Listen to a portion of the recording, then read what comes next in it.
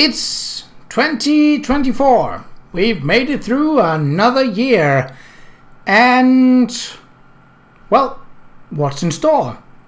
What have 2023 been like?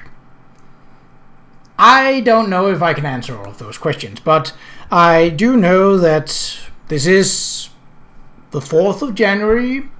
That is usually when I upload my yearly vlog on what's been happening, what is likely going to happen, and general updates with the channel. So let's start with just summarizing 2023. It was not great. At least not for me personally. I've been through quite a lot of stressful situations. I basically were told that the place that I was working at, a school that was very close to where I live, that I was basically told the week before that, oh yeah, by the way, your contract is ending. And I was like, you're telling me this now? So that was a bit of a slap to the face, because I had made a lot of good relations with not just the other colleagues, but also with the kids. So it was not easy saying goodbye, because it was basically. So that was a bit rough. I started the next Monday on as part of a warehouse for packing and sorting car parts, basically.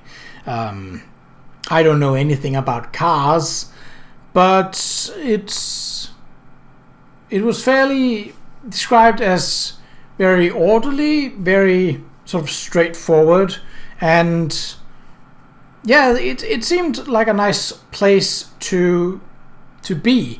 And I've been there basically since just before the summer holiday last year.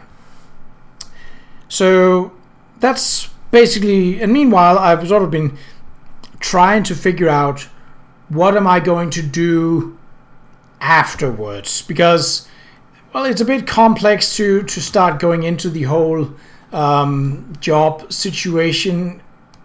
But put very simply, I am essentially on sick leave. That here in Denmark, if you are part of a union, we have something called an A box, and the A stands for Arbejde, which is work. Basically, if you are part of a union and have an A box as part of that membership, you can get something that is basically called paid sick leave. And there are two ways that this can go. You can be forced onto it, which means that the county has sort of recognized that you're too sick to get a normal work. We need to do something. Or it's something that you can essentially go on yourself, though you can't just end it yourself. It's a bit more complex than that. But basically, it means that I will still have income, reasonable income, while figuring out, doing various programs like the schools one and this warehouse is another one, basically figuring out how many hours can I, at the best situation, likely work. And oh, that was my phone.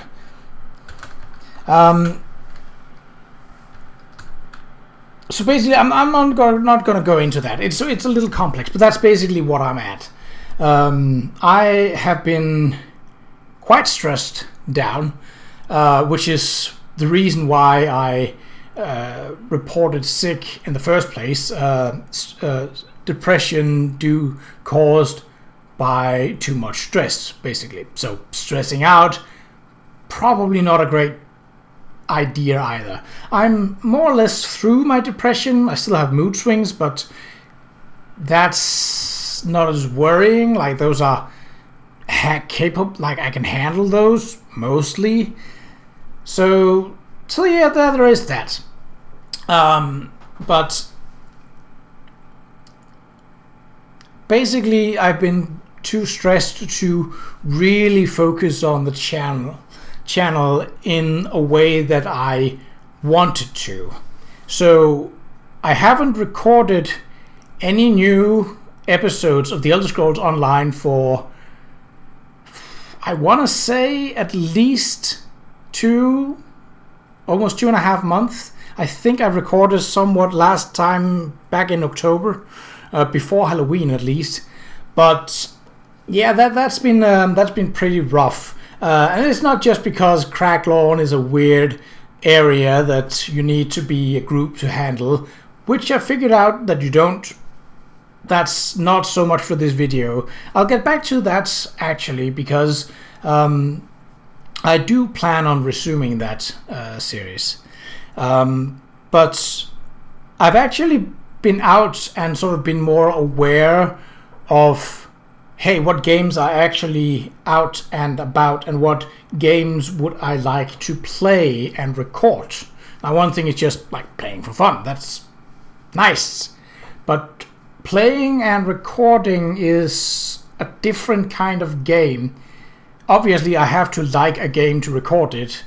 It's very clear when I'm not having fun, as seen in my Hue and in the latter part of my Violet playthrough, where although the nice art style didn't really lend itself to puzzle solving. And that's always the sort of thing that you sort of need to keep in mind. So, mainly through the PlayStation Plus, so the sort of free and sometimes very low priced games that each month are renewed through PlayStation Plus, as long as you've downloaded them and started them. Now, if you just downloaded them but not played them within the month, they disappear from your library. You need to download them and at least have started the game, not necessarily played it, started the game once in order to play it. And then it will remain in your library as if owned. But they're free to download, so it's not costing you anything. Like, you can have a game, basically delete it again if it's not fun. I have made a video of one game that looked like fun. I think it was called Rain World. It had nice pixel art graphics, was really interesting in concept, and it was one of those games where it was like, tutorial? No.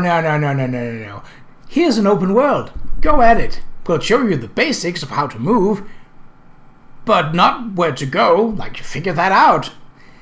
The problem with that is that in this game, you basically had very little idea of where to go. There were some markers, but like even going to a marker did not remove it. So it was like, yeah, there's a marker behind you, and like, what? So quite a lot of things that game did right, but most certainly a lot of things that it definitely did wrong.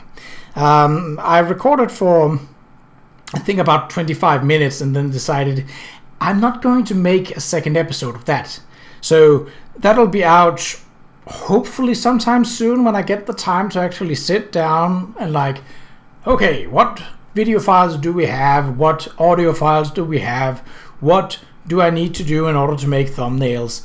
Things like that, which you might think is not really something that takes a lot of energy, takes a lot of time, and it doesn't when I'm in a happy place and when I'm not stressed out. When I'm stressed out, even these small things, like despite liking the whole editing part, despite not doing much of it, but it feels nice to sort of put it together, see how it fits, okay, adjust the audio bit, speed up that bit, cut out that bit. That feels nice. It feels accomplished when it's through. But if I'm stressing out, then it feels like I don't have the time during the day to make that happen, to sit down and edit, or to record for that matter. That's also part of it. So that has definitely been a big part of why November and December has been a little bit on the short end for videos. Now, I do know that I made the entire DICE advent calendar for December, and that was really basically just an idea. It was an idea that sparked from the fact that I bought that calendar back in September of 2023. And up near, I think, the end of November, a friend was like, hey, you should totally buy one of those. And I was like, I already did. And then they were like, oh, well, why not record it? And I was like, that's not a bad idea. So yeah, that's how that came through.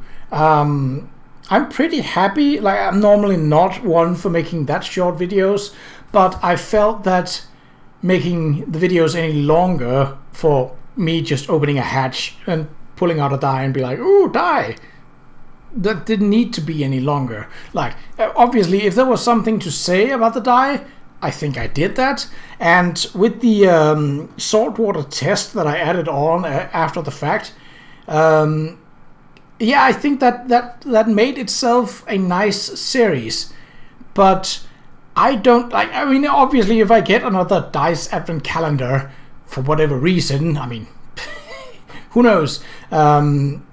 Yeah, I would probably record it again. Because sure, it was a little bit iffy with me being right-handed, so I would hold the phone like this and basically be like trying to finagle stuff with my left hand, and I'm not left-handed. So, as you probably saw from if you saw that series.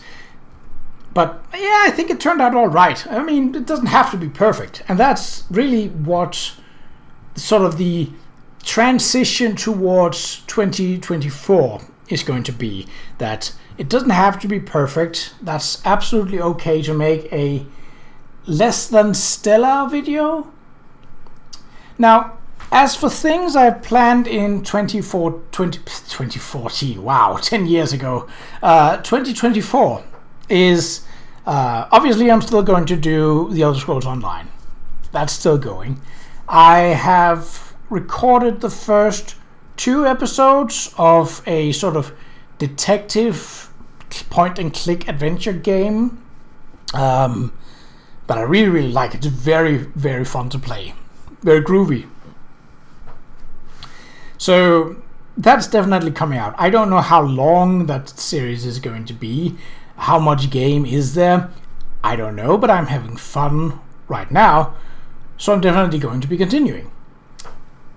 There's also the thing about other games.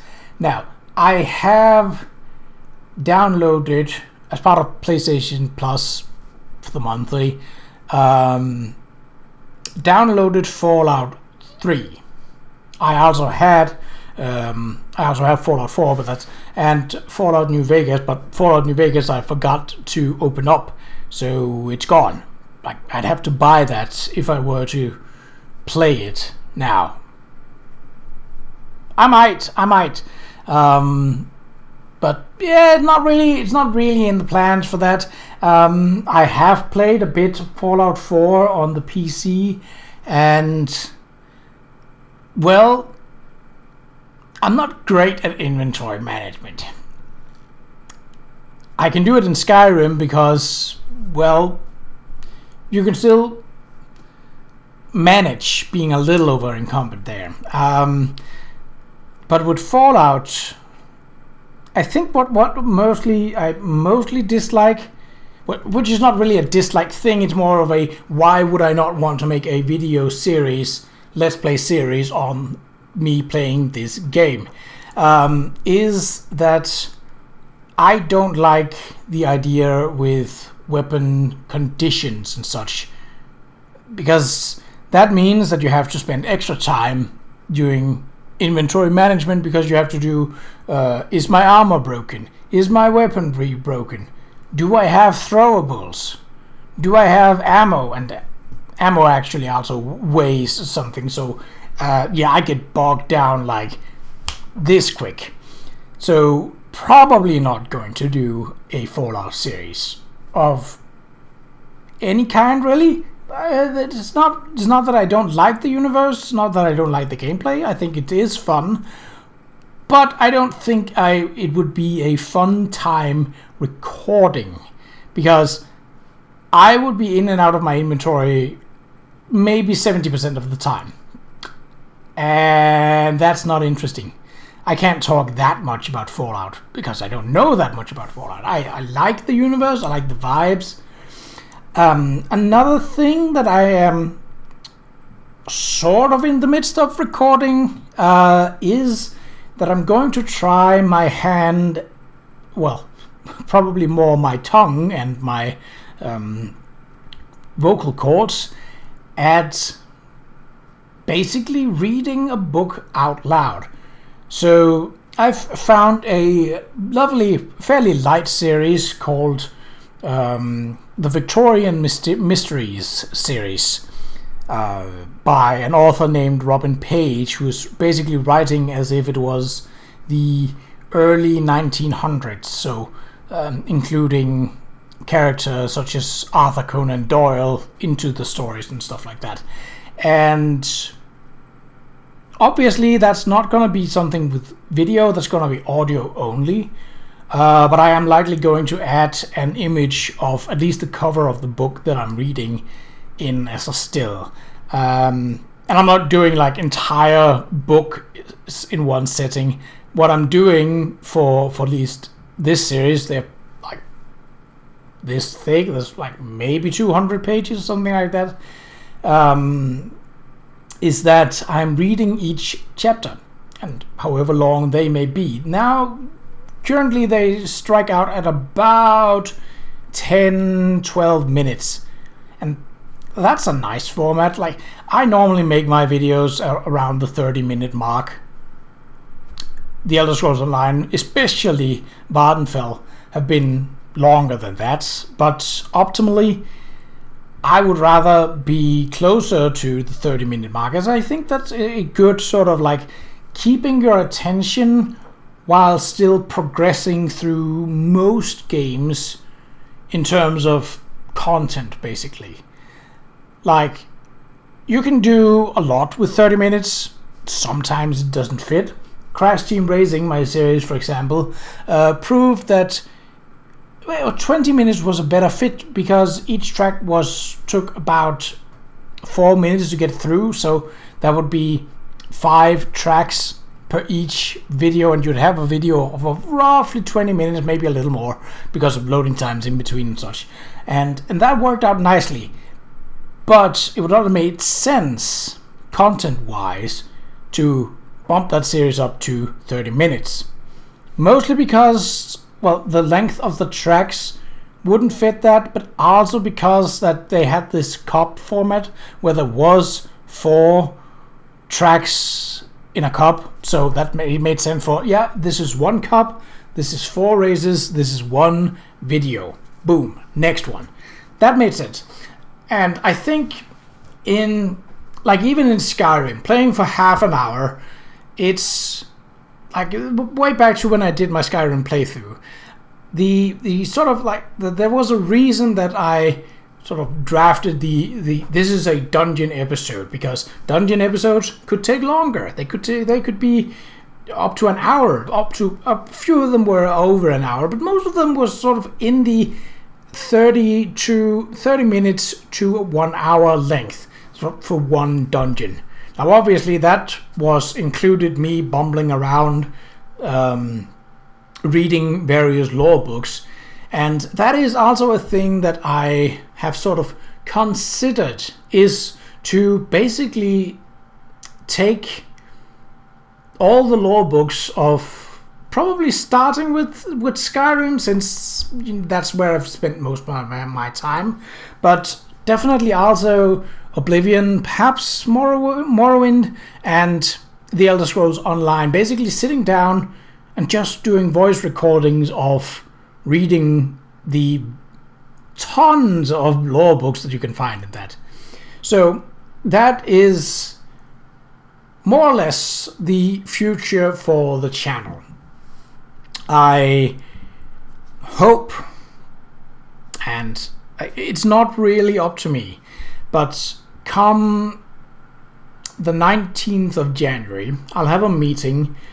Hopefully that will allow me to basically get a part-time job, but with the benefits of having extra bonuses from the county on behalf of being autistic.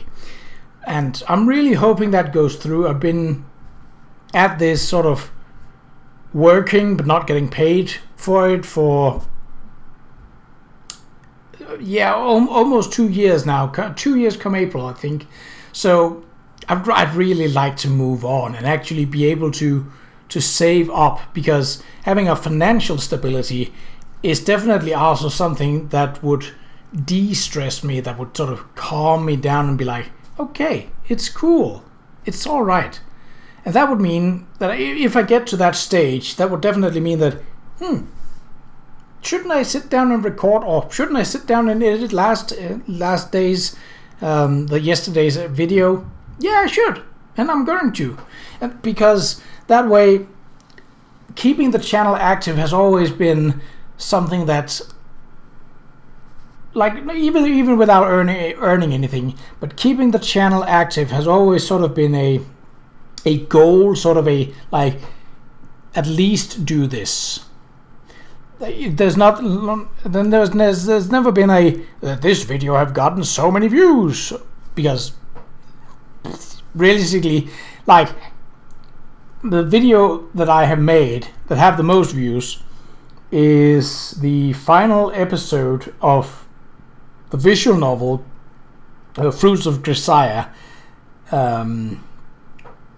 Yumiko's Route, like the very final episode of the first Fruits of Qa'Rajh series, and that have just reached, like, I think 1,045 views or something like that, which is like, if all of my videos got that would be cool, but that's not what we're striving for. So what I'm striving for is less how many views it gets. Like, yeah, it's like at the stage where I'm at currently, when a video gets more than perhaps 10-20 views within a week, that's usually high, and I'm like, whoa, have I done something special about this? And I know that a few of the videos that I have made have sort of had, I wouldn't say clickbaity kind of titles, because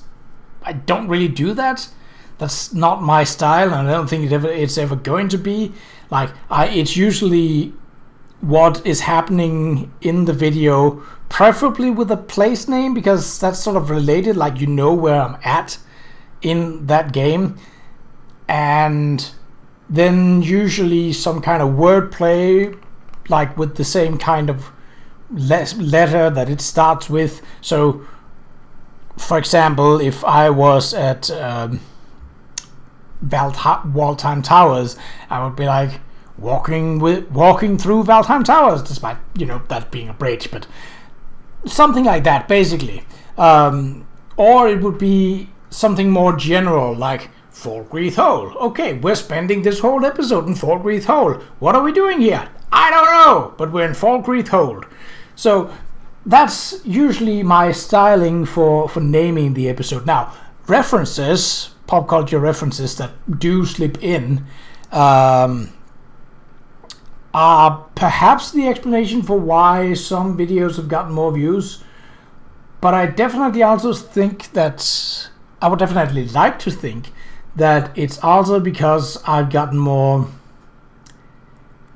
used to, perhaps is the right word, used to recording and used to sort of being on camera.